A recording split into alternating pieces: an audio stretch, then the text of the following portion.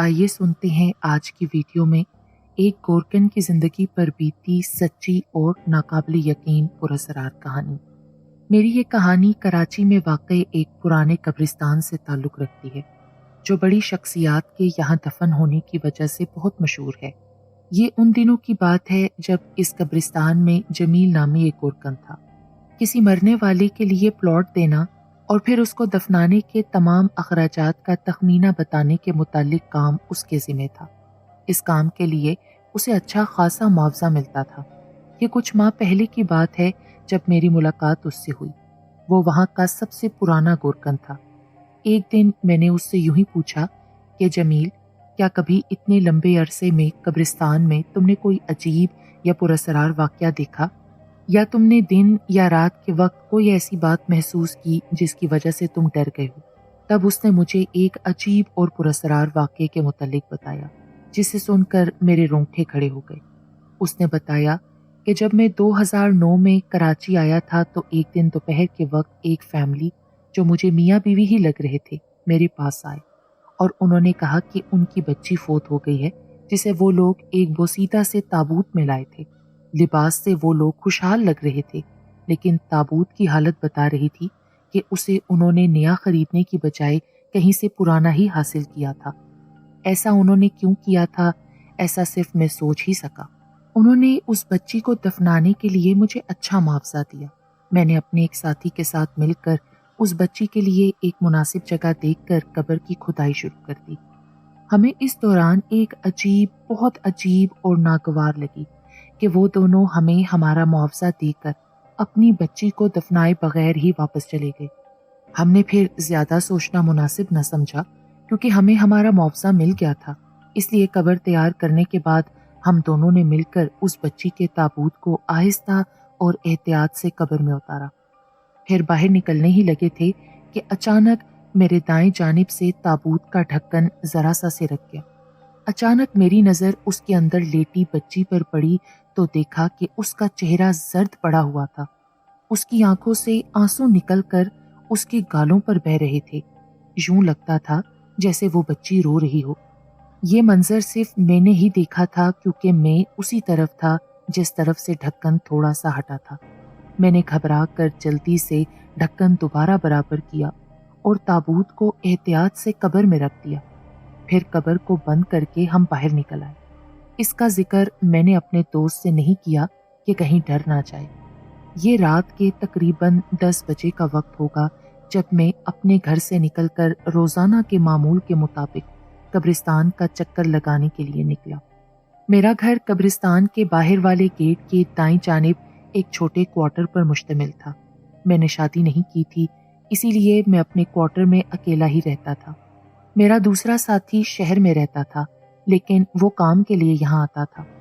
اس وقت وہ اپنے گھر پر ہی تھا، لیکن میں گھر سے نکل کر قبرستان کی جانب بڑھ رہا تھا۔ قبرستان کے بڑے گیٹ سے گزر کر میں جب اندر داخل ہوا تو مجھے کچھ ہی دور ایک بڑے اور پرانے پیپل کے درخت کے نیچے چند بچے بیٹھے دکھائی دیے۔ چونکہ قبرستان میں بہت کم روشنی تھی، کہیں کہیں لوگوں نے اپنی مدد آپ کے تحت اپنی حیثیت کے مطابق کچھ روشنی کا بندوبست کر رکھا تھا، ورنہ محکمہ اوقاف سے تو اس بات کی بھی کوئی امید نہ تھی۔ وہ دوسرے محکموں کی طرح تمام فنڈ کھانے میں ماہر تھے۔ ایسے لوگوں کو اللہ کا خوف بھی یاد نہیں آتا۔ مجھے خیر تھوڑا شک ہوا کہ کہیں یہ بھوت پریت تو نہیں یا کسی چڑیل یا جن کے بچے نہ ہوں۔ یہ سوچ کر میں ڈر گیا اور جلدی سے ایک گھنی جھاڑی کی اوٹ میں چھپ کر ان کی طرف دیکھنے لگا۔ ابھی مجھے وہاں چھپے چند ہی لمحے ہوئے ہوں گے کہ اچانک اپنے پیچھے ایک آہٹ سنائی دی۔ میں نے یکدم مڑ کر دیکھا تو میرے پیچھے وہی بچی کھڑی تھی جسے آج ہم دونوں نے خود اپنے ہاتھوں سے دفنایا تھا۔ اس بچی کا تمام لباس تازہ خون سے تر تھا اور اس کی آنکھوں سے ٹپ ٹپ آنسو ٹپک رہے تھے اور ان کا رنگ بھی سرخ تھا۔ اس کے دونوں گال پھٹے ہوئے تھے اور وہ یوں سر جھکائے کھڑی تھی جیسے مجھ سے کوئی فریاد کر رہی ہو۔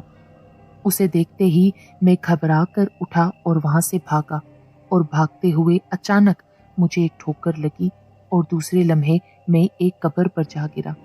میں یکدم کھڑا ہوا اور میری نظر جب اس قبر پر لگے کتبے پر پڑی تو مجھے بہت حیرانی ہوئی، کیونکہ یہ اسی بچی کی قبر تھی۔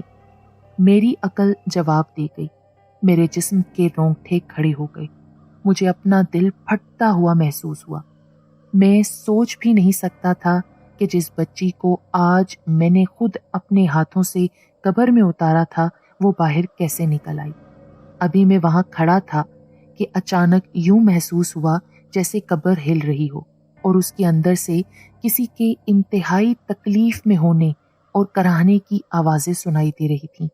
رات کا وقت، بھیانک قبرستان کا منظر، ایک قبر سے آنے والی پراسرار آوازیں ماحول میں دہشت پیدا کرنے کے لیے کافی تھیں۔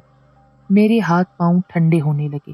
میں نے جلدی سے بھاگتے ہوئے اسی پیپل کے پیڑ کی طرف دیکھا تو وہ بچے اب وہاں موجود نہیں تھے، شاید کہیں چلے گئے تھے۔ یہ دیکھ کر مجھے کچھ حوصلہ ہوا اور میں بھاگ کر اس پیپل کے چوڑے تنے کے پیچھے چھپ گیا۔ کچھ دیر تک سانس بحال کرنے کے بعد میں نے آہستہ سے اپنا سر باہر نکال کر اس بچی کی تلاش میں نظریں دوڑائیں تو وہ مجھے کہیں دکھائی نہ دی۔ میں کچھ دیر وہاں کھڑا رہا، پھر میں نے وہاں سے نکلنے کے لیے واپسی کا راستہ اختیار کیا، لیکن اس کے لیے مجھے دوبارہ اسی قبر کے پاس سے گزرنا تھا، کیونکہ قبرستان کا گیٹ دوسری جانب تھا۔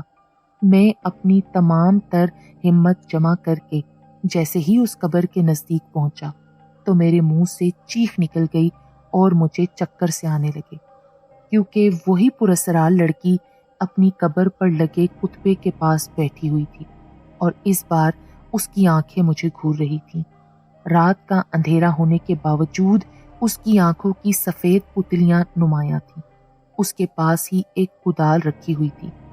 وہ بچی مجھے دیکھتے ہی اپنے ہاتھوں سے اس کدال کی جانب اشارہ کر رہی تھی۔ یوں لگ رہا تھا جیسے وہ مجھے اس کدال سے اپنی قبر کھودنے کے لیے کہہ رہی ہو۔ میں ششو پنج میں کھڑا ہونکوں کی طرح اس کی طرف دیکھ رہا تھا کہ اچانک ایک دھماکے سے قبر پھٹی اور اس میں سے آگ کی لپٹیں نکلنے لگیں۔ وہ منظر دیکھ کر میری رہی سہی ہمت بھی جواب دے گئی اور میں نے وہاں سے بھاگنے کے لیے جیسے ہی ارادہ کیا تو مجھے یوں لگا جیسے کسی نے میرے پاؤں میں لوہے کی بیڑیاں ڈال دی ہوں۔ پھر یکدم کسی نے میرا ہاتھ پکڑ کر کھینچا۔ میں نے اس طرف دیکھا تو وہی بھیانک لڑکی میرا ہاتھ تھامے میرے نزدیک کھڑی تھی اور اس کے دوسرے ہاتھ میں وہی کدال موجود تھی۔ پھر نہ جانے مجھے کیا سوچا کہ میں نے اس کے ہاتھ سے کدال لے لی۔ جیسے ہی کدال میرے ہاتھ میں آئی تو فوراً قبر سے نکلنے والی آگ یوں بجھ گئی جیسے کسی نے اس پر مٹی ڈال دی ہو۔ میں نے ایک دم اس بچی کی جانب دیکھا تو وہ بھی اسی آگ کی طرف ہی دیکھ رہی تھی۔ میں نے کچھ سوچتے ہوئے جلدی سے قبر کو کدال کی مدد سے اس جانب سے کھودنا شروع کیا جس طرف سے آگ کی وجہ سے قبر بچ گئی تھی۔ پھر جیسے ہی میری کدال تابوت سے ٹکرائی وہ کافی جل چکا تھا۔ میں نے احتیاط سے ایک جانب سے اس کا ڈھکن اٹھا کر دیکھنا چاہا تو وہ لمحہ میری زندگی کا ایک بھیانک لمحہ تھا جب میں نے دیکھا کہ تابوت خالی تھا۔ اف میرے اللہ، یہ کیا تھا؟ یہ کیا ماجرا ہے؟ میں نے جلدی سے اوپر کی جانب نگاہ ڈالی تو وہ بچی قبر پر کھڑی مسلسل رو رہی تھی اور اس کی آنکھوں سے ٹپ ٹپ خون کے قطرے قبر میں اور میرے لباس پر گر رہے تھے۔ پھر ایک دم میرے دماغ میں بجلی کے کوندے کی مانند ایک خیال آیا اور دوسرے لمحے میں فوراً قبر سے باہر نکلا۔ اس بچی کو احتیاط سے پکڑ کر قبر میں پڑے تابوت میں دوبارہ لٹا دیا۔ وہ بچی خاموشی سے مجھے یہ سب کرتے دیکھ رہی تھی۔ بچی کو تابوت میں لٹاتے وقت اس کے چہرے پر چھا جانے والا سکون مجھے آج بھی یاد ہے اور اس کے آنسو بھی تھم گئے تھے۔ تابوت کا ڈھکن اچھی طرح بند کر کے دوبارہ قبر سے میں باہر نکلا۔ قبر پر اچھی طرح مٹی ڈال کر اس پر کھڑے ہو کر میں تقریباً 2 گھنٹے قرآنی دعائیں جو مجھے میری ماں نے بہت اچھی طرح سکھائی ہوئی تھیں وہ پڑھ پڑھ کر اس قبر پر پھونکا اور بچی کے ایصال ثواب کے لیے رو رو کر میں اللہ سے دعائیں کرتا رہا۔ اس کے بعد میں واپس گھر پہنچا۔ میرے ذہن میں یہ بات گونج رہی تھی کہ اسے قبرستان لانے والے دفنانے سے پہلے ہی بھاگ گئے تھے۔ نہ جانے وہ لوگ کون تھے، ان کا بچی سے کوئی رشتہ تھا بھی یا نہیں۔ نہ جانے اس بچی پر کیا ستم ٹوٹا، یہ بچی کس طرح موت کے گھاٹ اتاری گئی، آخر اس بچی کی روح اس قدر بے چین اور پریشان کیوں تھی؟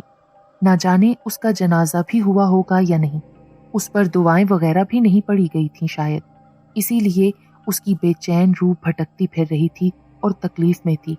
جب میں نے اسے باقاعدہ دوبارہ دفن کر کے دعائیں پڑھی، اس کے لیے اصالِ ثواب کیا، تو شاید اسے سکون آ گیا۔ پھر میں نے دل میں یہ عہد کر لیا کہ جب بھی کوئی مردہ دفنا ہوگا تو خود ضرور اس کی قبر پر کھڑے ہو کر اس کی بخشش کے لیے دعائیں مانگوں گا۔ آج بھی جب مجھے اپنی زندگی کا یہ عجیب اور پراسرار واقعہ یاد آتا ہے تو خوف سے میرے رونگٹے کھڑے ہو جاتے ہیں۔